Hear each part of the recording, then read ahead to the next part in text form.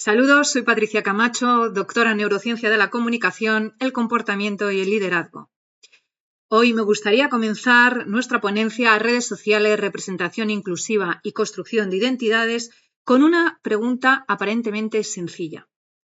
¿Quién está construyendo hoy en día nuestra identidad? Durante décadas habríamos respondido que la familia, la escuela, la cultura, el entorno profesional o nuestras experiencias personales. Y esa respuesta seguiría siendo correcta hoy en día, pero nos resulta ya incompleta. Porque en el siglo XXI, una parte creciente de nuestras experiencias, relaciones y procesos de aprendizaje se desarrolla en entornos digitales. Y esos entornos no son neutrales, están organizados por algoritmos. Por ello, cuando hablamos de redes sociales, ya no hablamos únicamente de plataformas tecnológicas, hablamos de entornos relacionales que participan activamente en la construcción de identidades, percepciones sociales y en las formas de entender el mundo. Las redes sociales han transformado profundamente la forma en la que consumimos la información. Hace apenas 2 décadas, millones de personas estábamos expuestas a mensajes relativamente similares a través de los medios únicamente tradicionales. Hoy en día la situación es completamente distinta. Cada usuario recibe una experiencia personalizada. 2 personas pueden utilizar la misma plataforma, vivir en la misma ciudad y tener edades similares y aún así estar expuestas a contenidos completamente diferentes. Esto ocurre porque los algoritmos seleccionan qué contenidos aparecen en nuestras pantallas, cuándo aparecen y con qué frecuencia aparecen. Y aquí encontramos uno de los cambios más importantes de la comunicación contemporánea. La publicidad ya no llega a todos por igual. La publicidad llega a través de sistemas automatizados que deciden continuamente qué merece nuestra valiosa atención. Desde una perspectiva tecnológica, esto puede parecer un proceso neutro, pero desde una perspectiva neurocientífica no lo es. Porque aquello que vemos repetidamente influye en aquello que aprendemos, en aquello que somos. Y aquello que aprendemos influye en cómo interpretamos la realidad. La neurociencia contemporánea ha demostrado que el cerebro funciona como un sistema predictivo. No percibimos el mundo como una cámara que registra objetivamente la realidad. Interpretamos continuamente lo que sucede a través de modelos internos construidos a partir de experiencias previas. Nuestro cerebro aprende por patrones, genera expectativas y utiliza estas expectativas para anticipar lo que considera probable. Por ello, la atención tiene una importancia extraordinaria hoy en día. Aquello a lo que prestamos atención repetidamente adquiere un peso desproporcionado en la construcción de nuestras creencias limitantes o no limitantes, expectativas y percepciones. Y aquí es donde los algoritmos comienzan a adquirir una relevancia social enorme, porque los algoritmos no solo seleccionan información, seleccionan nuestras experiencias. Y las experiencias repetidas constituyen uno de los principales mecanismos mediante los cuales construimos nuestra identidad. Durante años hemos pensado que los algoritmos influyen en las personas, pero la investigación más reciente muestra que esta explicación ya es insuficiente. La relación entre usuarios y algoritmos es, por tanto, bidireccional. Cada clic que realizamos aporta información al sistema. Cada búsqueda, cada comentario, cada segundo que dedicamos a un contenido específico, el algoritmo aprende continuamente de nosotros. Pero al mismo tiempo nosotros aprendemos continuamente de aquello que el algoritmo nos muestra. Por eso resulta más adecuado hablar de un proceso de coadaptación, de un proceso bidireccional. El usuario modifica al algoritmo y el algoritmo modifica progresivamente al usuario. Ambos sistemas aprenden simultáneamente. Y esta idea tiene profundas implicaciones para comprender cómo se construyen hoy en día las identidades digitales. Porque una parte creciente de lo que consideramos relevante, deseable o normal está condicionada por los contenidos a los que estamos expuestos. Y esos contenidos son seleccionados algorítmicamente. Desde las ciencias del comportamiento sabemos que la repetición tiene un enorme poder. Aquello que vemos frecuentemente nos parece más familiar y aquello que nos resulta familiar se percibe como más aceptable y menos amenazante. Y este fenómeno explica por qué la publicidad inclusiva puede contribuir a procesos de normalización social tan deseados. No porque convenza directamente a las personas, sino porque amplía progresivamente los marcos de reconocimiento. Cuando observamos de forma habitual personas diferentes compartiendo espacios cotidianos, liderando organizaciones, estudiando, trabajando o participando en la vida social, esas imágenes dejan de percibirse como excepcionales, como diferentes. Pasan a formar parte de nuestra percepción de lo que es normal. Pero aquí aparece una cuestión fundamental. ¿Qué ocurre si los algoritmos limitan esa exposición a un número determinado de personas? ¿Qué sucede si los mensajes inclusivos llegan principalmente a personas que ya comparten esos valores?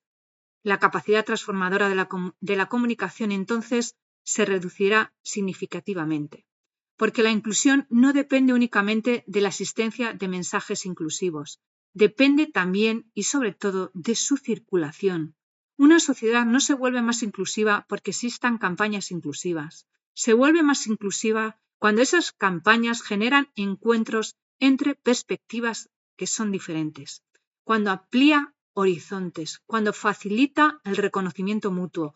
Y eso nos conduce a uno de los fenómenos más estudiados y más temidos de los últimos años, el doomscrolling.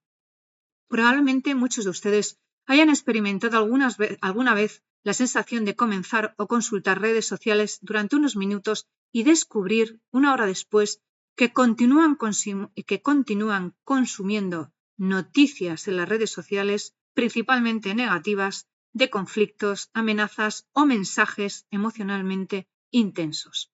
El doomscrolling, por tanto, suele definirse como la tendencia a consumir de forma repetitiva contenidos negativos o alarmistas. Sin embargo, desde una perspectiva neurocientífica como la que traemos hoy, este fenómeno es mucho más interesante porque nos permite observar cómo interactúan el cerebro humano y los algoritmos. La neurociencia ha demostrado que los seres humanos poseemos un sesgo de negatividad, prestamos más atención a las amenazas que a las oportunidades y reaccionamos con mayor intensidad ante estímulos relacionados con incertidumbre, conflicto o peligro. Durante miles de años, este mecanismo fue extraordinariamente útil para nuestra supervivencia. Detectar amenaza aumentaba y aumenta nuestras probabilidades de seguir vivos. El problema aparece cuando este sistema biológico interactúa con algoritmos diseñados para maximizar nuestra atención. Los algoritmos aprenden rápidamente que los contenidos emocionalmente intensos generan más interacción y con frecuencia los contenidos negativos son los que generan más atención que los positivos. Así se crea un ciclo de retroalimentación. El usuario presta atención a contenidos negativos y el algoritmo aprende que esos contenidos funcionan, ofreciendo por ello contenidos similares. Y el usuario termina expuesto a una realidad, no de forma voluntaria, cada vez más sesgada hacia lo negativo. Por ello, el doomscrolling no debe entenderse únicamente como un problema individual. Puede interpretarse como una consecuencia de la sincronización entre mecanismos biológicos de vigilancia y sistemas tecnológicos de optimización de la atención. Y aquí aparece una de las cuestiones más importantes de la investigación que presentamos en esta investigación, en esta ponencia, y de investigaciones futuras. Si los algoritmos pueden reforzar determinados patrones atencionales, ¿podrían también ayudar a modificarlos? Durante años nos hemos centrado en la parte negativa, en los riesgos de los algoritmos, pero quizá haya llegado el momento de explorar también sus posibilidades. La evidencia sobrada sobre neuroplasticidad demuestra que el cerebro cambia en función de aquello a lo que se expone repetidamente. Las experiencias repetidas modifican expectativas, modifican hábitos y modifican respuestas emocionales.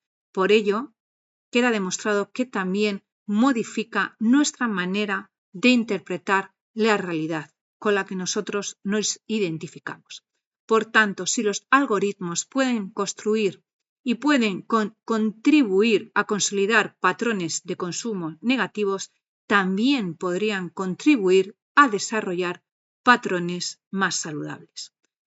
Imaginemos sistemas diseñados no solo para maximizar nuestra atención. Imaginemos sistemas capaces de promover nuestro bienestar. Algoritmos que favorezcan una mayor diversidad de perspectivas, que reduzcan la exposición excesiva a contenidos emocionalmente tóxicos, que promuevan experiencias de aprendizaje saludable, que faciliten encuentros con realidades diferentes, que amplíen horizontes en lugar de reforzar únicamente preferencias previas. Desde la neurociencia del comportamiento, esta posibilidad resulta perfectamente coherente. Sabemos que la atención es uno de los recursos más valiosos para la construcción de identidad, y sabemos que aquello que ocupa nuestra atención de manera sostenida termina influyendo en aquello que pensamos, sentimos y hacemos. Por ello, la verdadera pregunta para la próxima década no será si los algoritmos influyen en el comportamiento humano. La evidencia ya nos indica claramente que lo hacen. La pregunta será ¿cómo queremos que influyan? Y aquí la publicidad inclusiva que traemos a este estudio adquiere una nueva dimensión. Ya no se trata únicamente de representar la diversidad, se trata de comprender cómo determinadas experiencias digitales pueden contribuir a generar identidades más abiertas, resilientes y menos dependientes de estereotipos rígidos.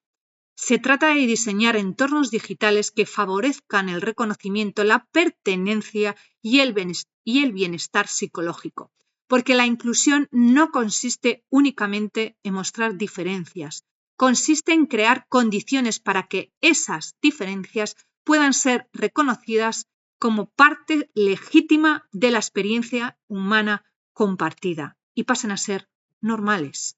Desde esta perspectiva, el futuro de la publicidad inclusiva dependerá tanto de las marcas como de las plataformas. Dependerá de la creatividad de los mensajes, pero también de la arquitectura algorítmica que determina quién accede a esos mensajes.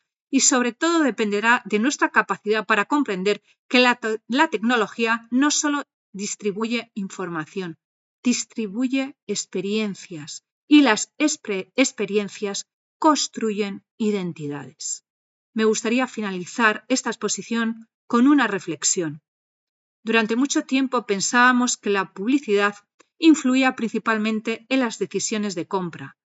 Después descubrimos que también influía en nuestras percepciones sociales y hoy comenzamos a entender algo todavía mucho más profundo.